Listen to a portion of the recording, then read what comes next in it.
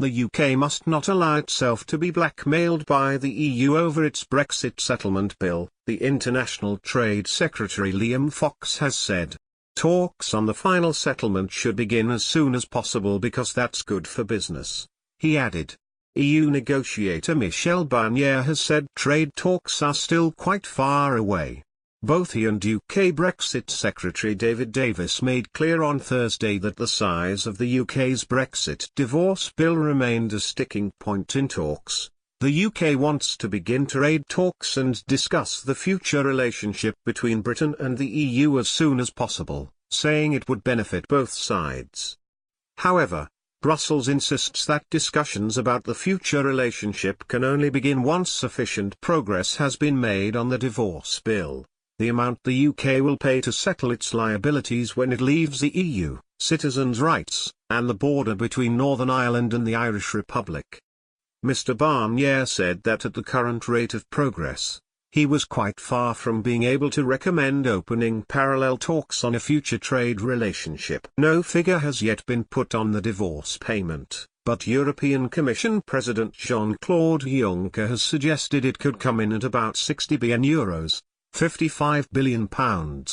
Britain, which voted to leave the EU in June 2016, officially began Brexit talks on the 19th of June this year and is due to leave the EU on Friday, the 29th of March 2019. Speaking in Japan on Friday, Mr. Fox said everyone would benefit from Brexit if the outcome was free trade with no tariff barriers. Asked whether it was time for the UK to name its Brexit price, he told ITV News, "We can't be blackmailed into paying a price on the first part, the divorce fee. We think we should begin discussions on the final settlement because that's good for business, and it's good for the prosperity both of the British people and of the rest of the people of the European Union." Mr. Fox and Prime Minister Theresa May have been holding talks with Japanese leaders about the future of trading relations between the two countries after Brexit.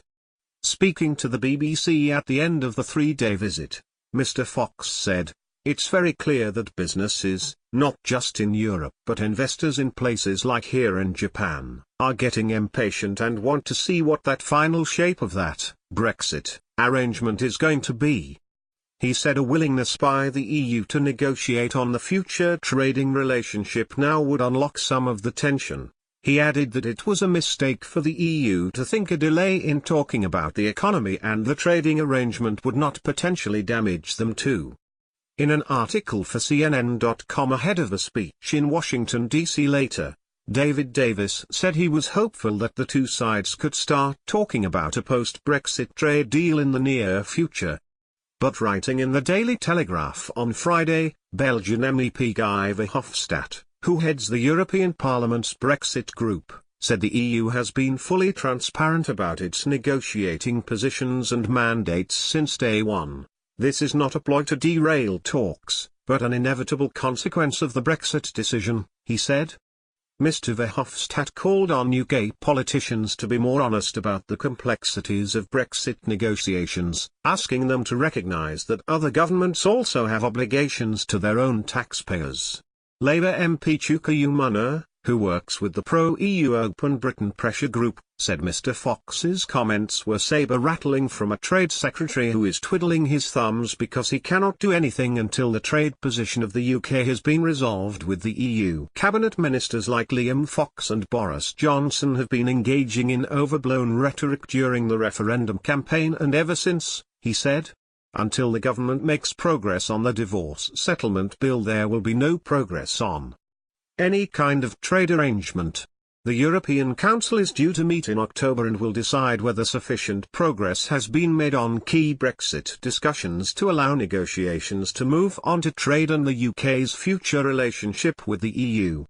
If it has not, as Mr. Barnier has suggested, the next opportunity would be the Council's meeting in December, meaning talks about the future relationship would be unlikely to begin before the end of the year. Speaking on Thursday following talks in Brussels with Brexit Secretary David Davis, Mr. Barnier said the UK did not feel legally obliged to honour its obligations after Brexit. He said no decisive progress had been made on key issues. following the third round of talks. Mr. Davis said the UK had a duty to our taxpayers to rigorously examine the EU's demands. And he urged the EU to be more imaginative and flexible in its approach.